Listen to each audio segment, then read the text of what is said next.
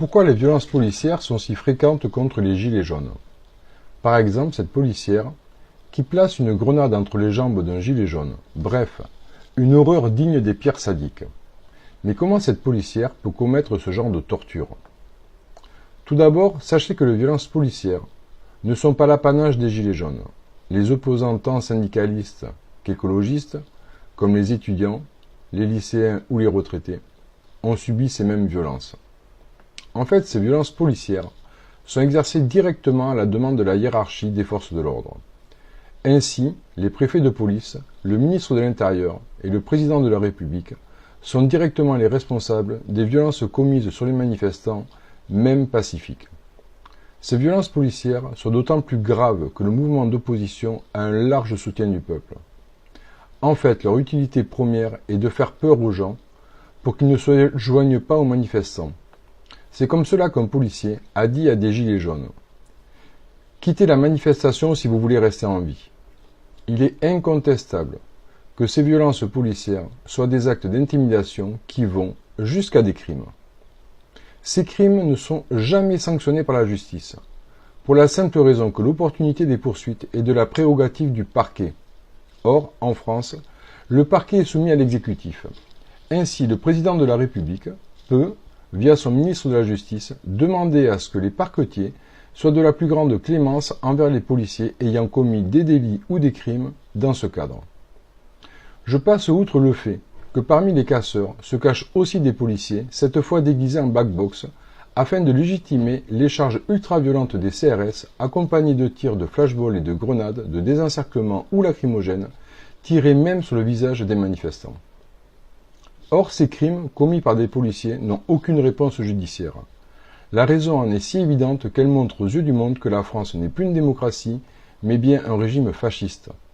En effet, le fascisme entend faire de la nation une communauté unique rassemblée derrière un seul homme, ici Macron Ier, et les individus doivent s'effacer devant l'État, rejetant de facto les droits de l'homme.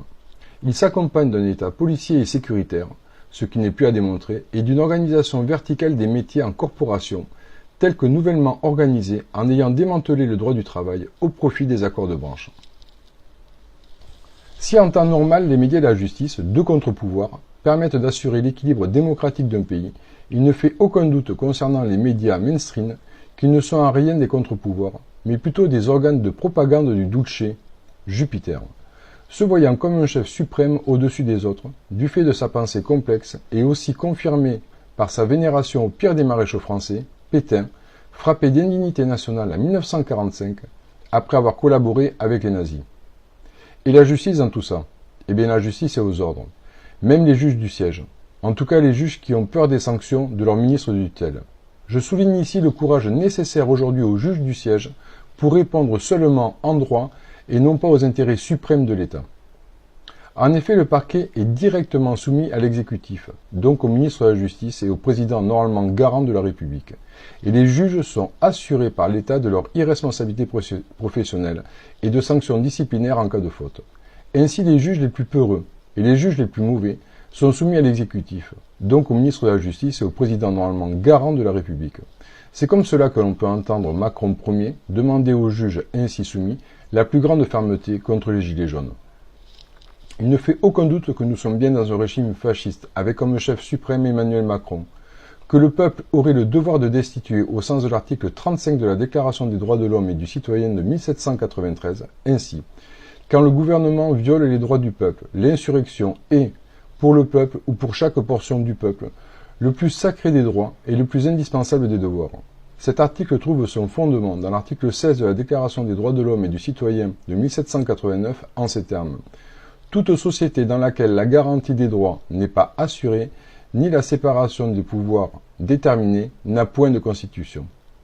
C'est parce que les violences policières contre le peuple sont de facto anticonstitutionnelles, qu'elles sont demandées par le président de la République, que les pouvoirs exécutifs, législatifs, judiciaires et accessoirement médiatiques sont entre les mains d'un homme et de sa caste, qu'Emmanuel Macron a perdu sa légitimité de garant de la République en appelant les juges soumis à la plus grande fermeté face aux gilets jaunes, que j'en appelle au peuple de France. Moi, Hugues Joubert Ducellier, J'invite les illettrés, les bretons, cette mafia, les ouvriers, ceux qui foutent le bordel, les feignants, les cyniques, les extrêmes, les employés, les chômeurs, les fonctionnaires, les miséreux, les affamés, les étudiants, les retraités, les lycéens, les noirs, les jaunes, les verts, les arabes, les insoumis, les prisonniers, les voleurs, les décadents, les pédés, les lesbiennes, les nains, les chauves, les gros, les grands, les SDF, les piliers de bar, et tous les Gaulois réfractaires qui se trouvent en territoire français ou qui viendraient à s'y trouver, à se mettre en rapport avec les Gilets jaunes. Quoi qu'il arrive, la flamme de la résistance française ne doit pas s'éteindre et ne s'éteindra pas. Demain comme aujourd'hui, nous combattrons l'oppresseur Jupiter Ier et ses chiens de garde.